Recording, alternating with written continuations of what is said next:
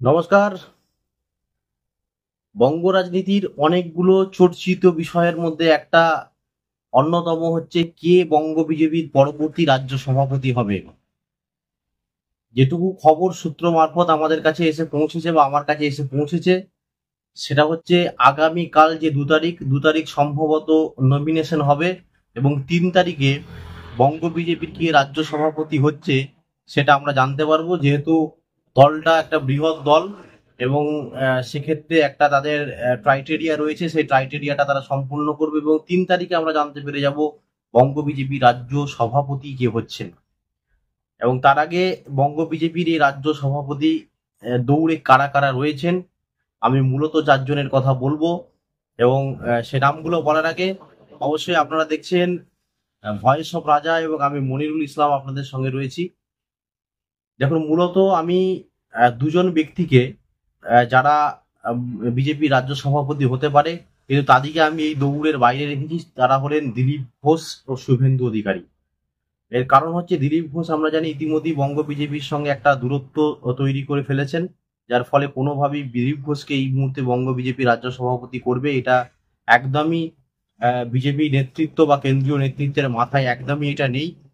ফলে স্বাভাবিকভাবেই দিলীপ ঘোষ হচ্ছেন না।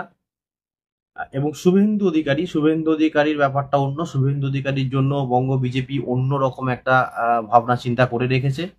তার কারণ শুভেন্দু অধিকারী কি সম্ভবত বঙ্গ বিজেপির মুখ করে 26-এর বিধানসভায় বিজেপি লড়তে পারে।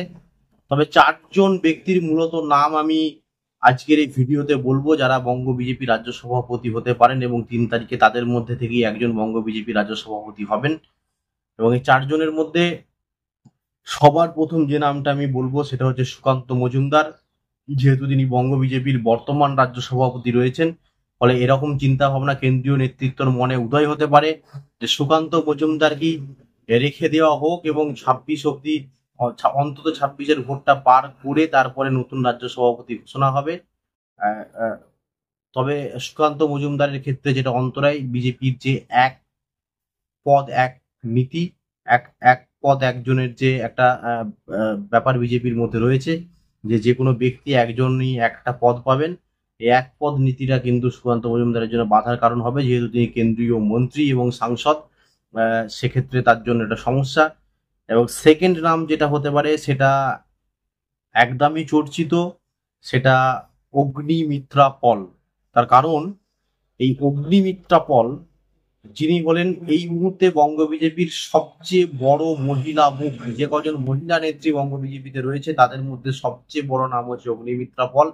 যেহেতু তৃণমূল কংগ্রেসের যিনি সুপ্রিমো, তিনি মমতা বন্দ্যোপাধ্যায় তৃণমূল কংগ্রেসের চেয়ারপারসন।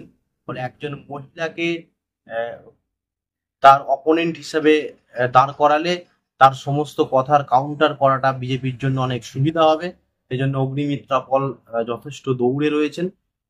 আর আরেকজনের আমি যার নাম বলবো সেটা হচ্ছে জ্যোতির্ময় সিং মাহাতো।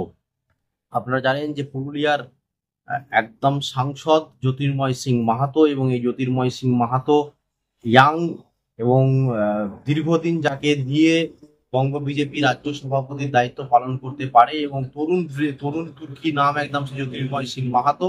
এই জ্যোতির্ময় সিং মাহাতোকে বঙ্গ বিজেপি রাজ্য সভাপতি করা হতে পারে এরকম একটা খবর রয়েছে। এবং সবচেয়ে